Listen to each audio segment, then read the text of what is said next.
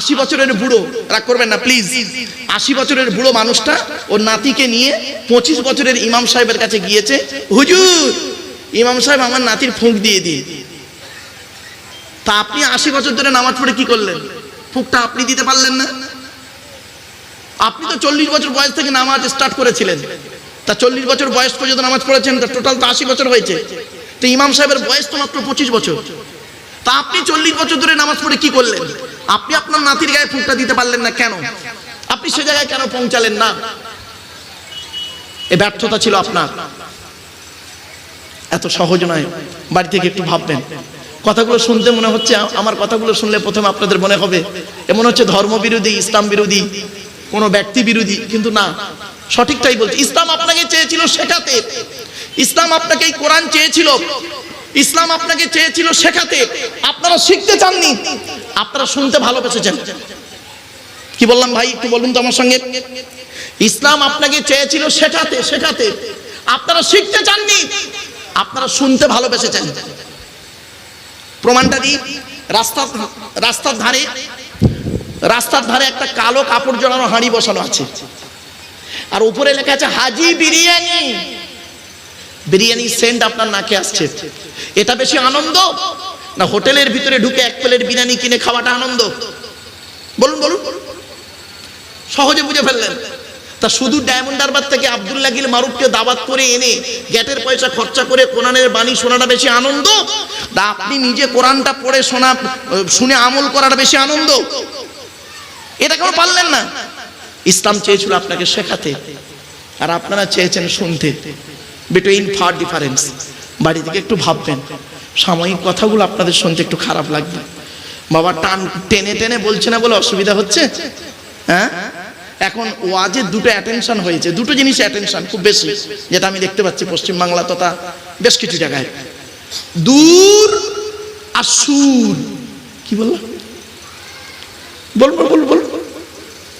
দূর আর সুর, এই দুটোর অ্যাটেনশন বেশি। এখানে লোক ভর্তি হয়ে যেত, জায়গা দিতে পারতেন না। এই কাগজ না ছাপিয়ে, এই লিফলেট না ছাপিয়ে যদি একটা কথা লিখে দিতেন, একটা কথা, একজনের নাম লিখতেন, এক্স ওয়াই, যে কোনো একজন লোকের নাম, যাই তাই নাম একটা ধরে নিন, একটা লোকের নাম শুধু এখানে লিখে দিতেন, জাস্ট ধরে নিন, হাফেজ, কারি, মৌলানা, মুফতি, হাজি, শেখ সৈয়দ আবুল কালাম, খামখে আলী, আজাদ আলী, মাতাল মোল্লা, জাস্ট একটু বড় মতো নাম, বড় মতো একটা নাম লিখে দিলেন। আর লিখে দেওয়ার পরে আপনাদের ধারণা হতো কি, কিছু মানুষের ধারণা হতো এই বিশাল বড় নাম, এত বড় নাম, আর ওই নামের পাশে যদি একটা শব্দ লিখে দিতেন, আফ্রিকা। কি বললাম? আফ্রিকা। ওই আফ্রিকা শব্দ লেখার কারণে লোক পাগলের মতো এখানে ভর্তি হয়ে যেত। কেন? ওই দূর থেকে এসেছে। এখন দেখা যাবে যিনি আফ্রিকা থেকে এসেছেন তিনি জ্ঞানী গুণী নন, শিক্ষিত নন, আফ্রিকায় ছাগল চলে। ওই অ্যাটেনশন দূর। আর একটা অ্যাটেনশন কি জানেন? সুর। সুর দিয়ে বললে খুব ভালো লাগে। বাবা দূর আর সুরের দিকে না তাকিয়ে আওয়াজের দিকে গুরুত্ব না দিয়ে ওয়াজের দিকে গুরুত্ব দিন প্লিজ। চারটা শব্দ মাথায় রাখুন। এক নাম্বার, চারটে শব্দ খুব গুরুত্বপূর্ণ শব্দ, মাথায় রাখুন। প্রিয়জন, প্রয়োজন। কি বললাম একটু দয়া করে বলবেন, জোরে বলুন। প্রিয়জন, প্রয়োজন, দুটো কিন্তু এক নয়। এখানে বসে বসে আপনি ভাবুন, আপনি আল্লাহর প্রিয়জন, সৃষ্টিকর্তার প্রিয়জন না প্রয়োজন? যদি আপনি সৃষ্টিকর্তার প্রিয়জন হন তাহলে জানবেন আপনি একজন পারফেক্ট মানুষ, জান্নাতি স্বর্গীয় মানুষ। আর যদি প্রয়োজন হন তাহলে জানবেন আপনি একজন স্বার্থপর মানুষ। বিপদে পড়েছেন, আল্লাহকে ডাকছেন রব্বানা জালামনা আনফুসানা, আর বিপদ থেকে উদ্ধার হয়ে গেছেন, আল্লাহকে ভুলে গিয়েছেন। এটা প্রয়োজন। তো প্রিয়জন, প্রয়োজন মাথায় রাখুন। দু নম্বর শব্দ আবেগ আর বিবেক। ইসলাম আবেগের ধর্ম নয়, ইসলাম আবেগের ধর্ম নয়, ইসলাম হলো বিবেকের ধর্ম। আপনি আবেগ নিয়ে হালালকে হারাম বলে চালিয়ে দিতে পারবেন না, আর হারামটাকে হালাল বলেও চালাতে পারবেন না। ইসলাম হলো আবেগের ধর্ম নয় বাবা, ইসলাম হলো বিবেকের ধর্ম। তিন নম্বর শব্দ খুব ইম্পর্টেন্ট, ভালোবাসা, ভালো লাগা, দুটো এক। ভালোবাসাটা হয় চিরস্থায়ী, আর ভালো লাগাটা হয় ক্ষণস্থায়ী। ভালোবাসা হয় সর্ব অবস্থায়, আর ভালো লাগাটা হয় কিছু কিছু অবস্থায়। ঠিক না বেঠিক? বাড়ি থেকে ভাববেন, বাড়ি থেকে ভাববেন। ভালোবাসা ভালো লাগা এর ব্যাখ্যা অনেক বড়, জাস্ট অধিকার গেলাম না। লাস্ট শব্দ একটা বলছি, এটা খুব ইম্পর্টেন্ট শব্দ, দয়া করে আপনারা একটু মাথায় রাখুন, খুব গুরুত্বপূর্ণ শব্দ। ইতিহাস পরিহাস, কি বললাম একটু বলবেন প্লিজ? ইতিহাস আর পরিহাস। ইতিহাস শব্দ তো জানেন বিখ্যাত, আর পরিহাস শব্দের অর্থ জানেন? এটা শুদ্ধ বাংলা। পরিহাস শব্দের অর্থ হলো ঠাট্টা করা, তুচ্ছ তাচ্ছিল্য করা, ঘৃণা করা। মনে রাখবেন, মনে রাখবেন, যদি জীবনে উন্নতি করতে পারেন, আপনি আপনার পৃথিবীতে থাকা অবস্থায় যদি উন্নতি করতে পারেন, যে কোনো দিক, যে কোনো দিক, শারীরিক, মানসিক, দৈহিক, আর্থিক মানে অর্থনৈতিক দিক, সামাজিক দিক, চারিত্রিক দিক, চরিত্রের দিক, ধর্মীয় দিক, শিক্ষাগত দিক, যে কোনো দিক যদি জীবনে উন্নতি করতে পারেন, তাহলে জানবেন আপনার গায়ের এই ছেঁড়া জামাটা, গায়ের ছেঁড়া জামাটা পৃথিবীর মানুষের কাছে হবে একটা ইতিহাস। ঠিক না বেটি? আর যদি জীবনে উন্নতি করতে না পারেন, জীবনে যদি উন্নতি করতে না পারেন, তাহলে জানবেন আপনার গায়ের সুন্দর পোশাকটা হবে জনগণের পরিহাস। লোকটা ড্রেসটা ভালো, লোকটা কিন্তু চরিত্রহীন, নোংরা, বাজে লোক, জঘন্য লোক। জ্ঞানীগুণী বুদ্ধিজীবী মানুষ বাড়ি থেকে ভাববেন, মুহাম্মদ সাল্লাল্লাহু আলাইহি ওয়াসাল্লাম একদিন সাহাবীদেরকে বলেছিলেন, আমার মা বোন ভালো করে শুনে নিন। আচ্ছা, মেয়েদের আলোচনার মেয়েরা শুনছে কি? মা বোনেরা শুনছে? আমার মা বোনেরা প্লিজ কথাগুলো একটু শুনুন। হিন্দু মুসলিম সকল মা বোনদের কাছে আমার করজোড়ে নিবেদন, আপনারাও বক্তব্যটাকে ফলো করুন। আর মুসলিম নারী পুরুষ এই মুসলিম ভাইদেরকে বলছি, সে সনাতন ধর্মের মানুষ হোক বা আপনার ইসলাম ধর্মের মানুষ হোক, আপনারাও একটু গুরুত্ব দিন। মুহাম্মদ সাল্লাল্লাহু আলাইহি ওয়াসাল্লাম তিনি একদিন পৃথিবীর মানুষকে বললেন, হে পৃথিবীর মানুষ, তোমরা আমাকে দুটো জিনিসের গ্যারান্টি দাও। কটা কটা কটা? দুটো জিনিসের গ্যারান্টি দাও। তোমরা যদি আমাকে দুটো জিনিসের গ্যারান্টি দাও, আমি তোমাদের স্বর্গের হেভেন জান্নাতের গ্যারান্টি দিয়ে দেবো। দুটো জিনিস কি? দয়া করে একটু ঠিক রাখুন। এক নাম্বার, নবীজি বললেন, জিভটা বের করে বলেছিলেন, দুই ঠোঁটের মাঝখানে এই জিভের গ্যারান্টি দাও। হারাম খাবার খাওয়া থেকে, অবৈধ খাবার খাওয়া থেকে জিভটাকে ঠিক করো। অবৈধ খাবার খাওয়া থেকে জিভটাকে ঠিক করো, হারাম খাবার খাওয়া থেকে জিভটাকে ঠিক করো, বাজে ভাষা বলা থেকে জিভটাকে ঠিক করো, পরনিন্দা পরচর্চা করা থেকে জিভটাকে ঠিক করো। আসলে আমরা এমন মানুষ না, কি হিন্দু কি মুসলিম শুনে নিন, আমরা এমন মানুষ না, নিজের পাপের বাটকারা দিয়ে, নিজের পাপ কোনোদিন ওজন করিনি, নিজের পাপের বাটকারা দিয়ে অন্যের পাপ ওজন করি। কিছু বুঝতে পারছেন? বাটকারা পর্যন্ত নাকি?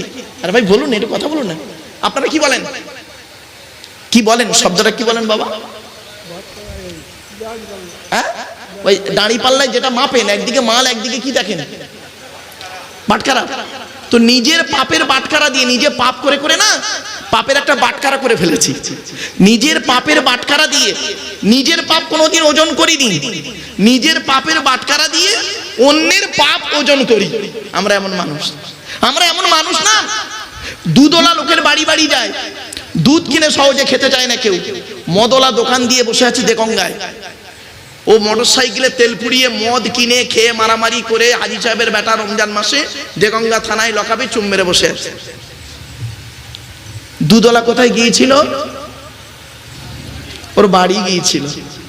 আমরা এমন মানুষ না, দুধওয়ালাকে বলি, এই দুধে জল দিসনি তো, পানি দিসনি তো, আর মদে পানি ঢেলে খাই। আমরা এমন মানুষ না, 100 টাকা চোরকে, 100 টাকা চোরকে গাছে বেঁধে মারি। 100 টাকা চুরি করেছে, 100 টাকা চোরকে গাছে বেঁধে মারি। 1000 কোটি টাকার চোরকে স্টেজে তুলে ফুলের তোড়া দিয়ে সংবর্ধনা জানিয়ে স্যালুট জানাই। ঠিক না বেঠিক? আমরা এমন মানুষ না, চালনি বোঝেন? আটা চালে মা বোনের, ওটাকে কি বলেন আপনারা? বলুন না। চালন, চালন, আটা চালে। আমরা এমন মানুষ, চালন বোঝেন তাই তো? আচ্ছা ওই চালন বলেন তাই তো নাকি? আচ্ছা যাই হোক, ওই চালনি বা চালন, চালনের পিছনে ছিদ্র কটা? অগণিত ছিদ্র। আর সূচের পিছনে ছিদ্র কটা? একটা। তো চালন একদিন সূচকে বলছে, কে বলছে ভাই? চালন কাকে বলছে? সূচকে। চালন সূচকে বলছে, তোর পিছনে ছিদ্র কেন রে? তা সূচ কি উত্তর দেবে? আপনারাই বলুন। চালন সূচকে বলছে তোর পিছনে ছিদ্র কেন বল। তা সূচ কি উত্তর দেবে? আমার তো একটা ছিদ্র আর তো হাজারটা। বাড়িতে গিয়ে ভাববেন, পৃথিবীর সব থেকে কঠিন কাজ কি জানেন? আত্মসমালোচনা করা, নিজেকে নিয়ে সমালোচনা করা। একটু নিজেকে চলুন তো ভাবি। আপনি নিজেকে প্রশ্ন করুন, আমি কি একজন মানুষ? আমি কি একজন আদর্শবান স্বামী? আমি কি একজন আদর্শবান পিতা? একজন আদর্শবান পিতা হতে গেলে তার কি কি কোয়ালিটি কোয়ান্টিটি থাকা দরকার? একজন আদর্শবান হাজব্যান্ড হতে গেলে, স্বামী হতে গেলে তার কি কি কোয়ালিটি কোয়ান্টিটি থাকা দরকার? সেগুলো কি আমার মধ্যে আছে? আমি কি একজন আদর্শবান ছেলে? আদর্শবান ছেলে হতে গেলে কি কি গুণ থাকা দরকার?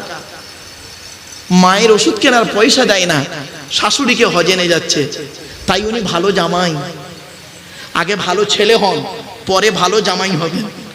আমরা এখানে অনেকে এমন আছে, কি হিন্দু কি মুসলিম, ভালো ছেলে হতে পারিনি, ভালো জামাই হতে পেরেছি।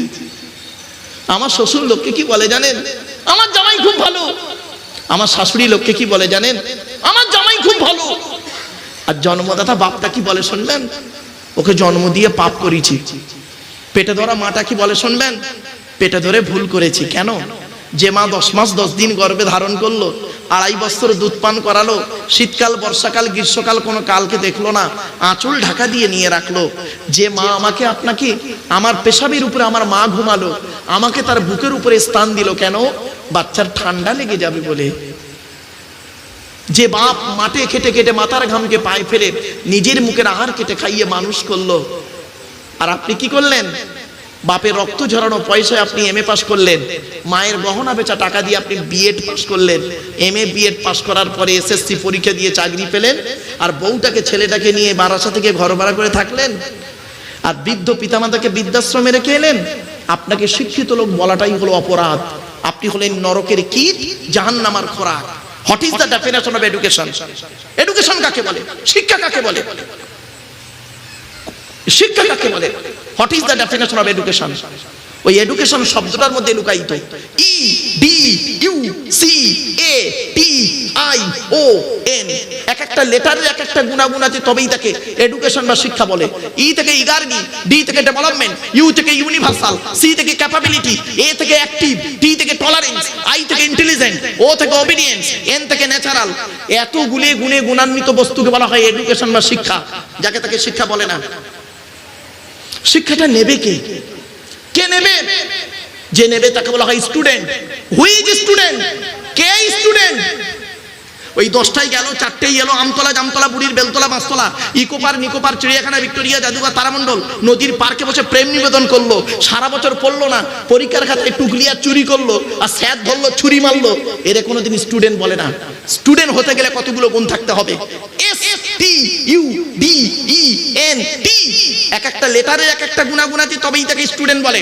এস থেকে স্টাডি, টি থেকে ট্রুথফুল, ইউ থেকে ইউনিটি আনকমন, ডি থেকে ডেভোনিয়াস, ই থেকে এফিসিয়েন্ট, এন থেকে নোবেল, টি থেকে টিপটপ। এতগুলো গুণে গুণান্বিত ব্যক্তিকে বলা হয় স্টুডেন্ট। তার মধ্যে একটা হলো কি বললাম? এস থেকে স্টাডি, টি থেকে ট্রুথফুল, সত্যবাদী হতে হবে।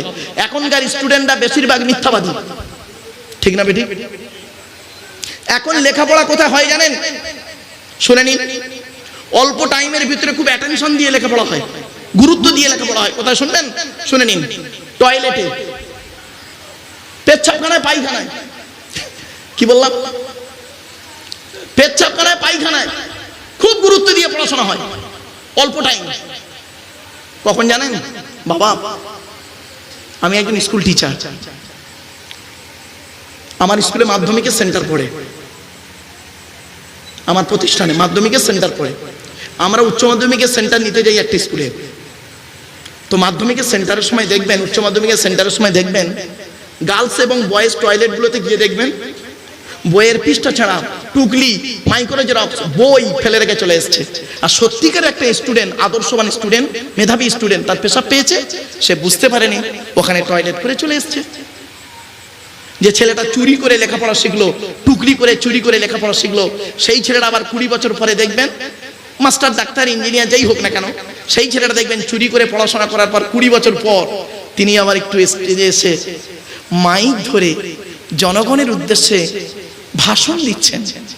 আর তার বক্তব্য শুনে জনগণ উপকৃত হবে, সঠিক পথ পাবে। ঠিক এটাকে বিশ্বাস করা কিরকম জানেন?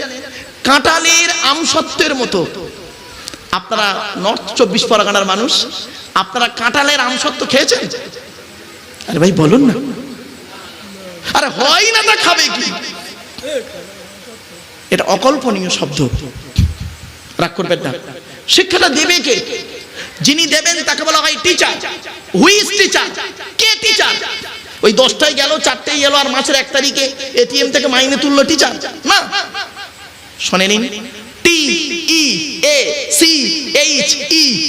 দয়া করে একটু শুনে যান। টি থেকে ট্রেনার, প্রশিক্ষণ প্রাপ্ত হতে হবে, তবেই তুমি টিচার। ই থেকে ইগারবি, আগ্রহী হতে হবে, তবেই তুমি টিচার। এ থেকে এবিলিটি, দক্ষতা থাকতে হবে, তবেই তুমি টিচার।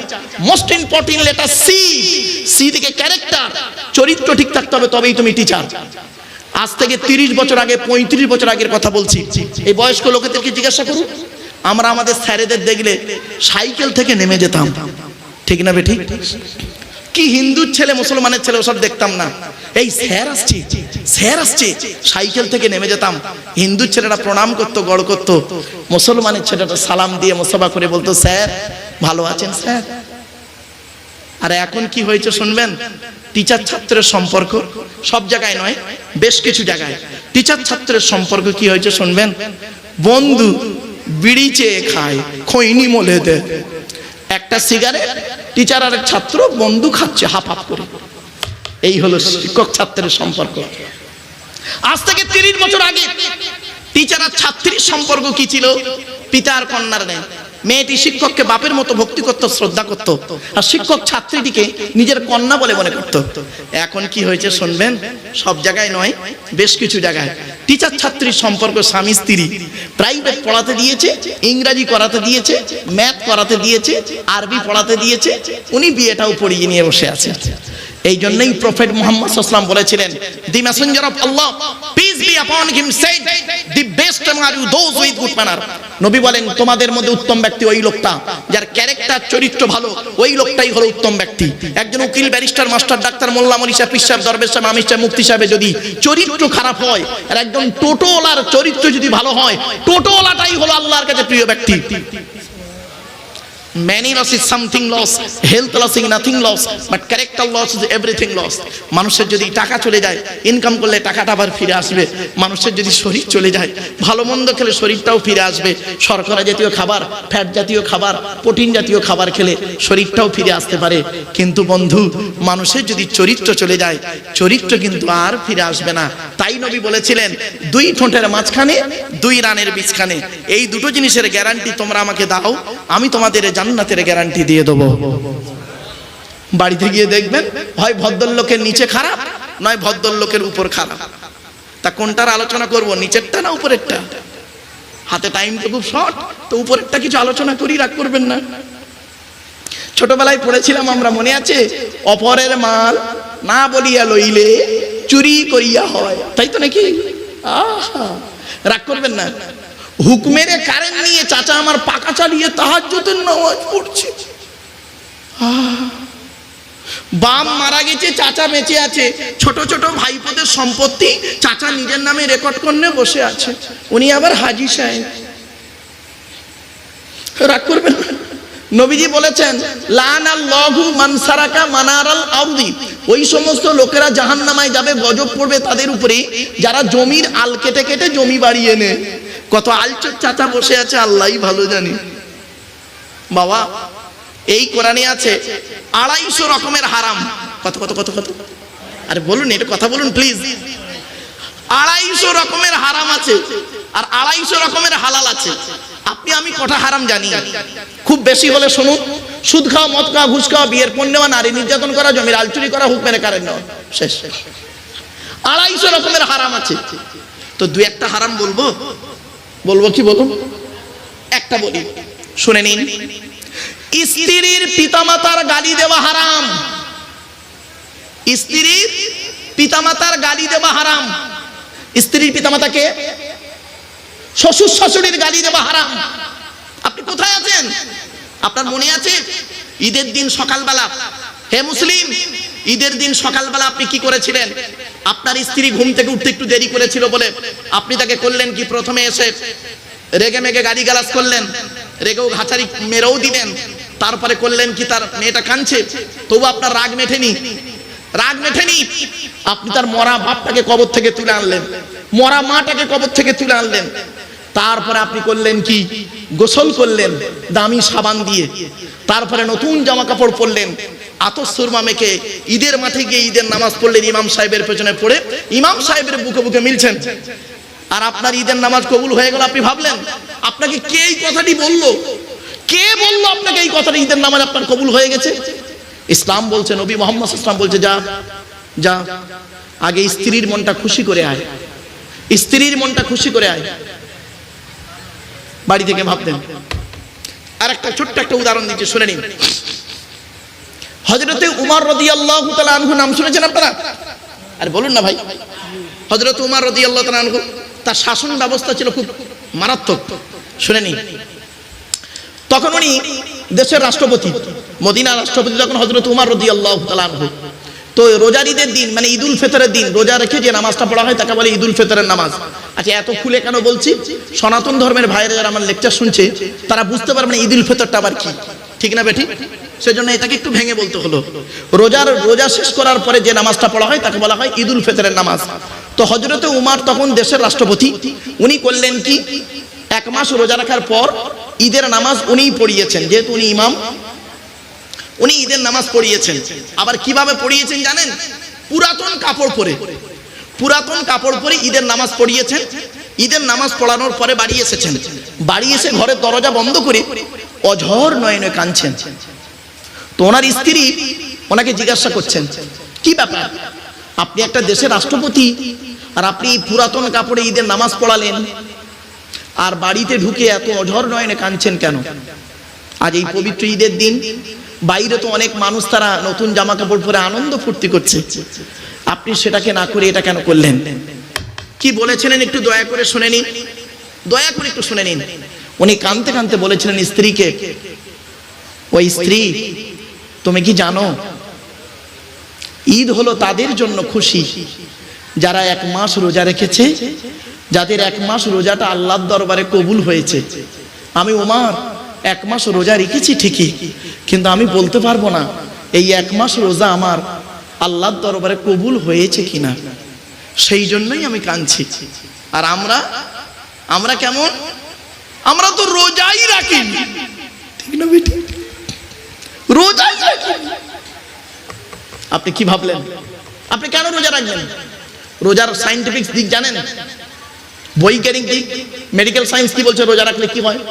আপনি নামাজ পড়ছেন, কেন নামাজ পড়ছেন? কেন উত্তরটা আপনাদেরকে আমরা বলতে পারি না, আর আপনারা বোঝেননি, কোনোদিন জিজ্ঞাসাও করেননি। আপনি গালে দাড়ি দিয়েছেন কেন? দাড়ির মধ্যে কি মেডিকেল সায়েন্স কি বলছে দাড়ির মধ্যে? আপনি মাথায় টুপি দিয়েছেন কেন? আপনি খাসির গোস্ত বা মাংস খান, আর আপনি শুকরের মাংস খান না কেন? কোরআনে কেন 4 জায়গায় বলা হলো শুকরের মাংস খাওয়া হারাম? কয় জায়গায়? 4 জায়গায় বলা হয় যে শুকরের মাংস খাওয়া হারাম। কেন? কেন উত্তরটা কেন খোঁজেননি আপনি? মদ আর মধু কোনটার দাম বেশি?